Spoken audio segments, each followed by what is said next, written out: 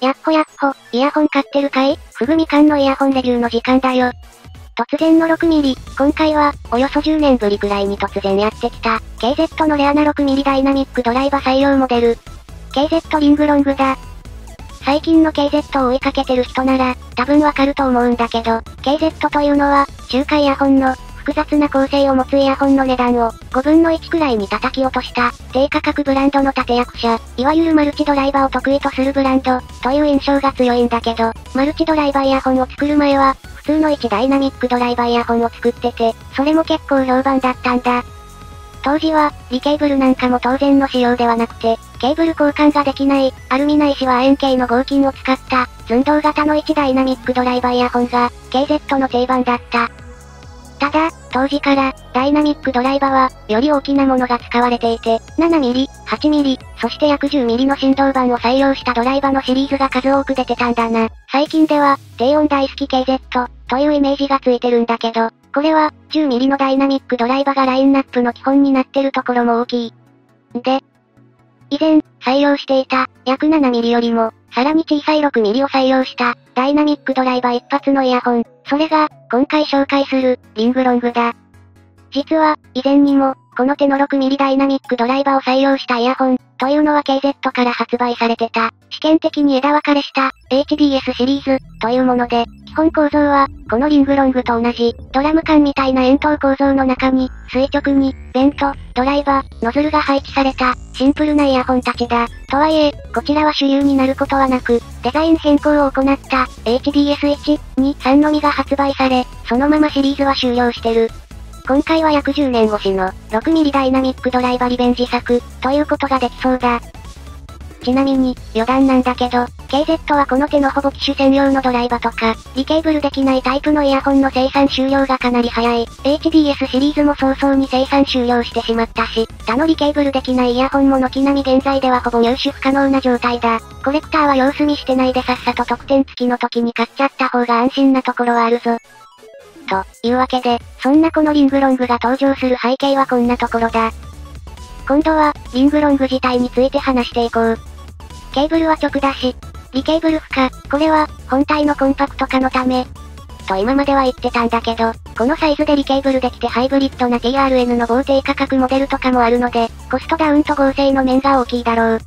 付属ケーブルの材質は、いつもの KZ のリプレイス可能なケーブルと同じ、この価格帯のイヤホンの表現力として過不足なく、取り回しもちょうど良い、断線にも配慮した太めの被膜が特徴のケーブルだ。唯一不満点を述べるなら、もうちょっと暗い色の被膜を採用するか、不透明にしてもよかったかなというところ、この価格のイヤホンはガンガン外に持ち出して使うもんだと思うんだけど、汗や紫外線によって、透明被膜の方が劣化が早くなりがち。なので、できれば劣化を気にしないで使える黒被膜が欲しかったところはある。リングロングの不満は実質これだけだな。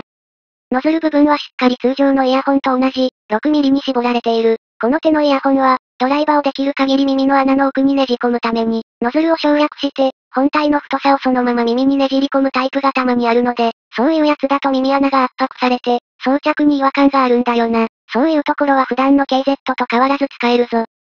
ノズルに傾斜もついてないので、耳掛け、通常装着ともに問題なし。すごくシンプルで、装着に癖がない、小型ドライバーを使っているイヤホンの強みは、この装着感にあると思うな。背面には大きくベントが取られてる。以前のモデルだと、ここが繋がってるのかどうかわからない。見た目のためだけのダミーなことも多かったんだけど、最近の KZ では、ちゃんとここがベントになってることは結構多いよな。時速ほどではないけど、背面からも音が出てることが確認できたので、このベントはしっかり内部に貫通してることが確認できた。音漏れは標準的な程度、耳を痛めない程度の音量だったら、公共の場所でも安心して使用できるぞ。さて、ここまで書くと、割と KZ らしからぬ、2000年代くらいから標準になっている設計をそのまま引っ張っている、割と古風なイヤホン。という、イメージができてきた人も多いんじゃないかな？今回の新規ポイントは、そこじゃないんだ。今回、リングロングが引っ提げてきた新要素は、イヤホンの心臓部、ドライバー。リングロングに採用されているものは、XUN6 と呼ばれる新作ドライバーで、最近の KZ が、10mm ドライバーに搭載してきた設計を反映した、10年越しのアップデート。ここ10年の中華イヤホンの進歩は早かったので、それが 6mm に搭載されちゃったら、どうなると思う？という、かなりワクワクする要素が、リングロングには搭載されてるってわけ。特に、KZ の採用してきたテクノロジーは、低音側の量感を強化するものや、高音側のバランスを取るものが多かった。ここら辺の両立が難しい、6mm のダイナミックドライバにそれらが搭載されるとどうなるのか。アップデート版の 6mm ドライバー、XUN6 を搭載した、リングロングの音色は、6mm なんだけど量感たっぷり、でもって高音が巻き添えでこもった感じになってない、でも抜けが良すぎもしない。そんな感じ。軽量硬質なアルミ外装を使ったのは正解だったと思うな。程よい密閉感と、軽い装着感、そして、ベース、サブベースの力強い、KZ らしさがいい塩梅に出たモデルだ。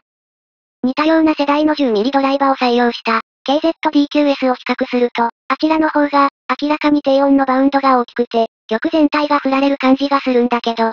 XUN6 は、しっかり DQS 並みの低音の厚みを持ちながら、全体の見通しが若干良くなってる。DQS でも十分に良かったんだけどな。それでいて、KZ 系の大型な、いかにもでかいイヤホンつけてますって感じの感触がないので、ライトにイヤホン使いたい人には、この装着感がベストなんじゃないかなと思うぞ。6mm ドライバーらしい、金属音の引き立ち方も特徴だ。10mm ダイナミックドライバーよりも自然に高音域がシャープなので、小型ドライバー好きの人にも満足できる高音側の粒立ちの良さを感じることができる。外地型ドライバーである XUN6 は、6mm らしいハキハキした鳴り方、アルミハウジングらしい、残響がキビキビ語に残らない響き方、なのに、低音は麻薬の圧迫感、それでいて、10mm ほどサブベースが重厚ではない割に、ベース帯域がしっかり KZ 系らしく分厚いので、ここ最近の DQS、DQ6S、CRN なんかの、10mm の行き着くところまで行ったラインとも、また異なる魅力がある、リケーブルで簡単に補修できないところだけが残念だけど、最近2000円から3000円の価格帯で品質する、エントリーキラーの中の一つに含まれるんじゃないかな。この手のイヤホンを買う人にとって、人によってはちょっと高音がシビアに感じすぎるかも。ただ、そこら辺が凶悪だった、初期中華ハイブリッドを知ってる人からすると、十分許容できる範囲に収まってるし、何より、この温度差が実によくできてる、6mm の装着感が良いイヤホンの中でも、特に乗れる一台、として、僕は一番好きだな。この価格帯の 6mm ドライバー機って、基本的に音の個性が、高音域、中音域、低音域で統一されてることが多くて、きちんと聞くと聞き応えがあるんだけど、一見地味なモデルも多い。リングロングは、アルミっぽい響き方、高音の切れと抜け、なのに低音の分厚さ、そして、自然な空間と、複数の要素がせわしなく顔を出す、よりでかいイヤホンみたいな体験ができる。それでいて装着感は小型イヤホンなんだよ。これを、どっちらかってる、と考えるか、感情を引き出す、と考えるかは人次第。このレビュー見てるような人は、間違いなく後者が多いだろうな。というわけで、装着感と KZ っぽさの両立、それがリングロングだ。個人的には、小型イヤホンの中でもかなりおすすめ。この手のイヤホンは、ちょっと耳に深めに装着すると進化を発揮するぞ。2010年代前半の KZ が販売していた、ED シリーズからの乗り換えに悩んでた人、最近の KZ しか聞いたことがない人、小型ドライバーでウォームとクールの両方の音色を表現できるイヤホンが欲しい人、KZ 好きな人におすすめだ。リングロングは後継や発展型が出るかどうか怪しい上に、KZ 製イヤホンの早めに生産終了するモデルの前例に沿った構成のイヤホンなので、購入を検討してる人はあんまり後回しにしないことをお勧めするぞ。と、こんなところだな。以前、この手の1ダイナミックドライバーモデルが出ると、KZ はハイブリッドが馬味ポイントなんだよなぁ、とか思ってたんだけど、最近の KZ は、基本に立ち返って1ダイナミックドライバーの開発力を底上げしているように思える。故に1ダイナミックドライバーはより素晴らしくなり、それを土台にするハイブリッドもより素晴らしい。とはいえ、リングロングは BA 追加する必要がないように思えるので、本当にリングロングのためだけに作ったっぽい感じがひしひしと伝わるんだよな。ここから発展するのか、引き続き 10mm や 12mm の台形路線に行くのか、楽しみは尽きないな。